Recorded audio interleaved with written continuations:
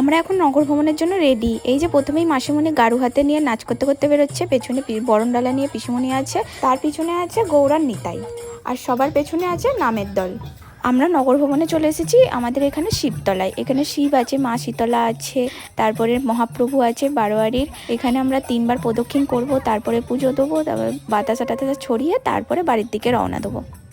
এই যে আমরা এখন 3 পাক প্রদক্ষিণ করছি। আর তোমরা যদি মনে করে থাকো এই ছোট্ট নিতাইকে আমরা এত দূর রোদে রোদে খালি পায়ে হাঁটতে নিয়ে এসেছি, তা কিন্তু নয়। মধ্যেখানে বোন কোলে নিয়েছিল, এইখানেই ঘোরানোর সময়ই নামিয়ে দেওয়া হয়েছে, সেটা আমার ভিডিও করা হয়নি। এখন 12টা বাজে, রোদটা প্রচণ্ড দিয়েছে, তবে একটাই ভালো যে আজকে প্রচণ্ড হাওয়া দিচ্ছিল, তাই কোনো কষ্ট ছিল না। প্রথমে শিব মন্দির আর শীতলা মন্দিরে পুজো দেওয়ার পর এবার বারোয়ারির যে মহাপ্রভু আছে সেখানে পুজো দিয়ে তারপরে বাতাস টাতাসা ছড়িয়ে তারপরে আমরা বাড়ির দিকে রওনা দিলাম। আর সাথে মন্দিরে গৌরা নিতাইকে সাথে করে আমরা একটু ছবি তুলে নিলাম।